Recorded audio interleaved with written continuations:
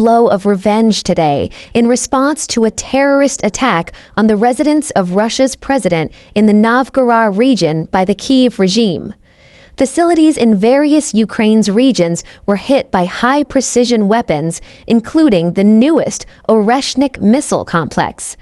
As the Defense Ministry emphasized, any criminal actions of the Kyiv authorities would continue to be prevented in the most severe way. Well, look, Europe has been doing so much for Ukraine, but it hasn't been enough. And obviously that I would say that President Putin is not afraid of Europe. He's afraid of the United States of America, as led by me. There's no fear of Europe. You know, Europe's fallen behind, and Europe, and JD said it very strongly. I don't know. He took a lot of heat, but I didn't give him any heat. Europe is a different place. Europe is changing. Europe has got to get its act together. I love Europe. Russian government statement. Our forces have delivered a crushing blow of revenge today in response to a terrorist attack on the residence of the Russia's president in the Novgorod region by the Kyiv regime. Facilities in various Ukrainian regions were hit by high-precision weapons, including the newest Oreshnik missile complex. As the Defense Ministry emphasized, any criminal actions of the Kyiv authorities would continue to be prevented in the most severe way. Western political commentary. A speaker, likely Donald Trump, comments, "Europe has been doing so much for Ukraine, but it hasn't been enough. President Putin is not afraid of Europe. He's afraid of the United States of America, as led by me. Europe's falling behind. Europe has got to get its act together." The attack on Kryvyi Rih. Just before midnight, the sky over Kryvyi Rih erupted. Explosions ripped through the city as Russian strike drones swarmed in, triggering air raid alerts. The mayor warned of another massive Shahed attack. Ukraine's Air Force confirmed a large group of Russian strike drones heading straight for the city. This was not isolated. On January 7th and 8th, the city endured its heaviest bombardment since the start of the full-scale invasion. Dozens of explosions, sirens lasting over 10 hours, 8 civilians injured, several critically. Power outages trapped miners underground for over 6 hours before they were rescued.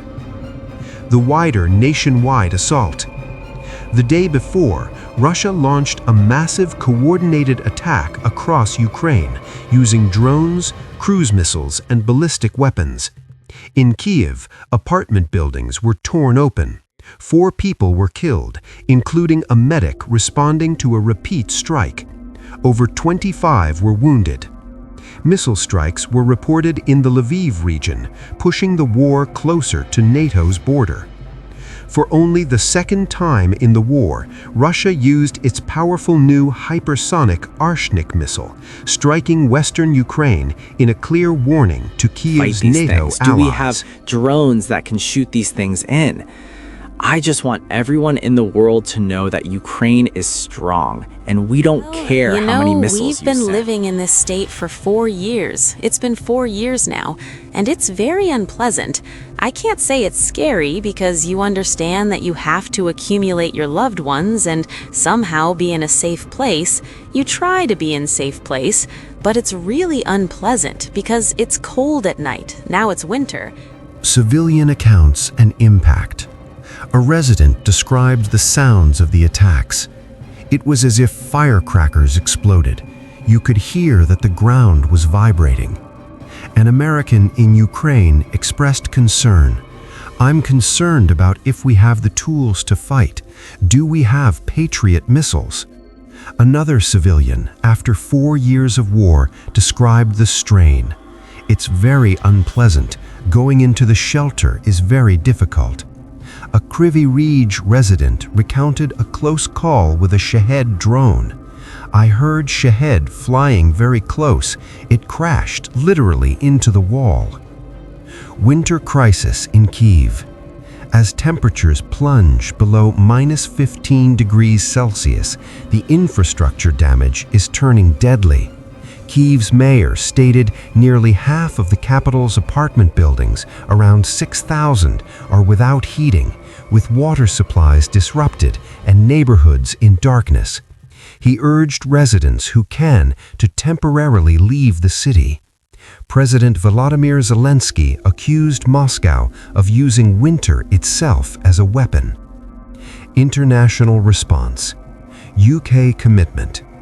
UK Foreign Secretary David Cameron announced accelerated support, including a commitment to mass-produce thousands of improved Ukrainian-designed Octopus interceptor drones each month in Britain to help protect against future attacks.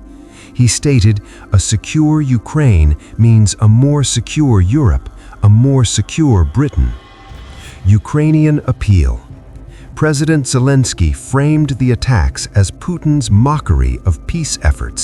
He stated, "The war is about security for all of Europe," and pleaded for the most urgent need, additional air defense systems.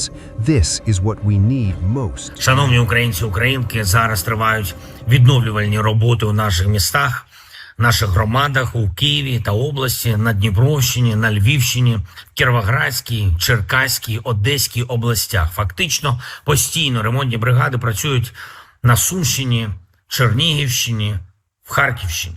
Задіяно максимум сил, щоб відновити життєзабезпечення. Росіяни користуються погодою, похолоданням і намагаються уразити якнайбільше наші енергетичні об'єкти.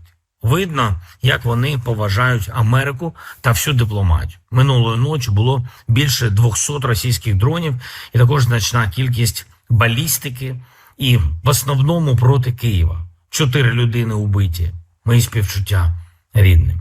Майже 3 десятки поранених. Перед цим були удари по Дніпру, Кривому Рогу, Запоріжжю. Перед цим Одеса. Основна російська тактика – намагатись повністю вимкнути міста.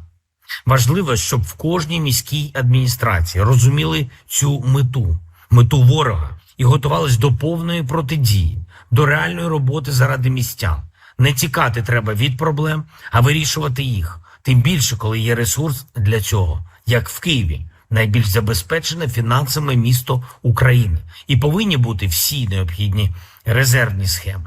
Сьогодні провів спеціальний енергетичний кабінет, військові були, урядовці, спеціальні служби, про деталі захисту енергооб'єктів, про необхідні рішення. Максимально активними мають бути дипломати по лінії МЗС та неформальній дипломатії.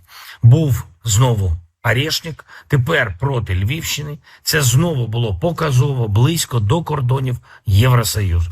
А це, якщо з точки зору застосування балістики середньої дальності, однаковий виклик і для Варшави, і для Бухаресту, і для Будапешту, і для багатьох інших столиць. Всім варто розуміти однаково і однаково серйозно.